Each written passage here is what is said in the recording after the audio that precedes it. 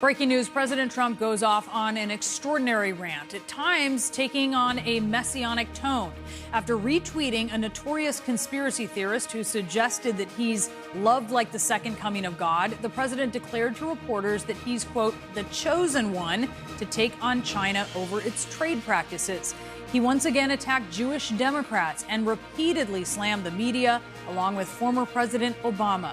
And using one of his choice insults for women, the president called Denmark's prime minister nasty for calling his interest in buying Greenland absurd. The president zigzagged on guns and background checks. He flip-flopped on the economy, saying he's not looking at a tax cut a day after suggesting he was. I'll be speaking with Congressman Mike Quigley, who is on the Intelligence Committee, and our correspondents and analysts have full coverage of the day's top stories. Let's begin with CNN Chief White House correspondent Jim Acosta. And Jim, the president seems to have anointed himself today. That's certainly right, Brianna. The president sounded as though he had something of a God complex at times today, declaring himself the chosen one and accepting praise from an ally who dubbed Mr. Trump on Twitter as the second coming. But the president wasn't so charitable when he doubled down on how he feels Jewish Americans should vote against Democrats and describing the prime minister of Denmark as nasty for rejecting his advances on Greenland. There were times when he sounded messianic and sometimes just a mess. Taking his questionable rhetoric to new heights, President Trump talked about himself in biblical terms, at one point looking to the sky as he praised his handling of the economy as godlike. I am the chosen one. Somebody had to do it. So I'm taking on China. I'm taking on China on trade. And you know what? We're winning. The president stirred up more outrage, repeating his belief that Jewish Americans face a loyalty test in the upcoming election. If you vote for a Democrat, you're very disloyal to Israel and to the Jewish people. After some Jewish American groups slammed that remark as anti-Semitic, the president accepted the support of conservative commentator and conspiracy theorist Wayne Allen Root, who portrayed Mr. Trump in messianic terms, tweeting, "Thank you to Wayne Allen Root for the very nice words. President Trump is the greatest president for Jews and for Israel in the history of the world. And the Jewish people in Israel love him like he's the king of Israel. They love him like he is the second coming of God." I have been responsible for a lot of great things for Israel. One of them was moving the embassy to Jerusalem, making Jerusalem the capital of Israel. Mr. Trump shifted once again on the topic of tightening background checks after sources told CNN he all but assured NRA President Wayne LaPierre he was siding with the powerful gun lobby. Oh, I have an appetite for background checks. We're going to be doing background checks. We're working with Democrats. We're working with Republicans. We already have very strong background checks, but we're going to be filling in some of the loopholes. We just talked about concepts. Wayne agrees things have to be done also. The president got testy in defending his decision to scrap his upcoming trip to Denmark after that country's prime minister rejected Mr. Trump's expansionist designs on Greenland as absurd. I thought that the prime minister's statement that it was absurd, it was an absurd idea, it was nasty. I thought it was an inappropriate statement. All she had to do is say, no, we wouldn't be interested. Don't say what an absurd idea that is, because she's not talking to me. Excuse me. She's not talking to me. She's talking to the United States of America. You don't talk to the United States that way, at least under me. On a range of questions, Mr. Trump repeatedly pointed his finger at former President Barack Obama. Under President Obama, Russia outsmarted President Obama. President Obama did that. Consider his defense of the Trump administration's new plan to detain migrant families for longer periods at the border. I am the one that kept the families together. Okay? You remember that, right? Just remember I said it. And now it gets even better. President Obama and others brought the families apart. But I'm the one that kept the families together. But that's not true. It was Mr. Trump who launched a policy of family separations. Still, the president insists he cares about migrant children. But let me just tell you, very much I have the children on my mind. It bothers me very greatly. Now, after all of that, the president joked to a group of American veterans today that he would like to give himself the Medal of Honor. Mr. Trump, who is not a military veteran and avoided service during the Vietnam War, says he was told by his staff that awarding himself the Medal of Honor would not be a good idea. He can't be chosen for that one. Brianna?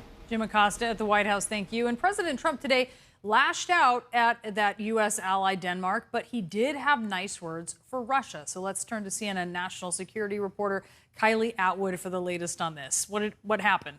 He reiterated what he said time and time again, which is that President Trump would like to see President Putin back at the table with the G7. Now, I'm told by a senior administration official that yesterday, when President Macron of France and President Trump spoke over the phone, they agreed that Putin should be invited to the 2020 G7 meetings next year. Now, I'm told that President Macron threw out the idea, trying to basically put the onus on Trump to be the one to own the idea, and he's doing just that. But imagine, Brianna, how controversial and dramatic it would be if President Putin came here to the U.S. for a G7 meeting just months ahead of the 2020 presidential election here.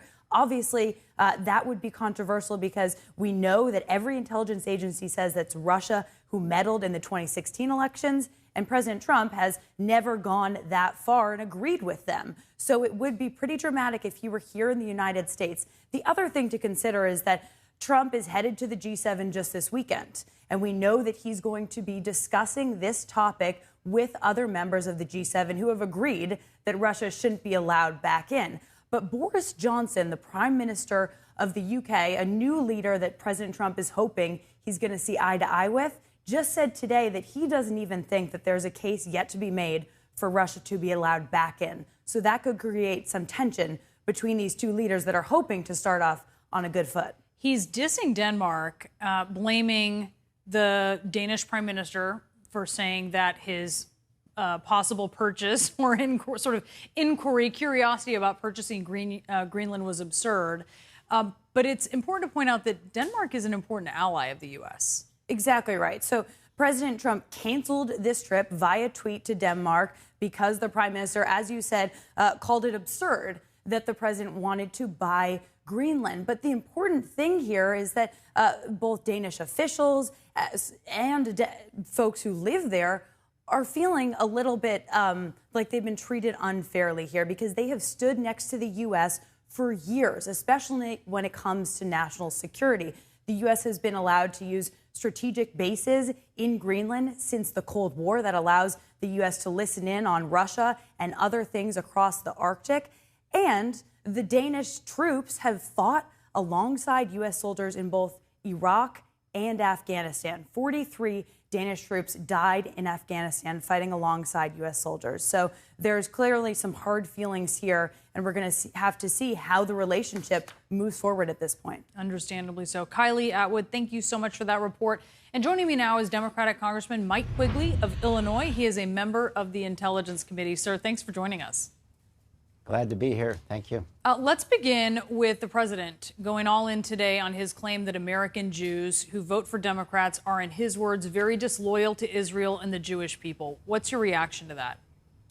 Yeah, this is a very tired, old anti-Semitic trope that I hope wouldn't be used again, much less by the President of the United States. When I first got to Congress 10 years ago, it was drilled into our heads that Israel can't be a partisan issue.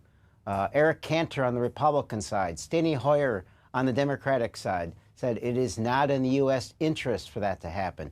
It is clearly not in Israel's interest and very short-sighted of Mr. Netanyahu to think that this should become a partisan issue.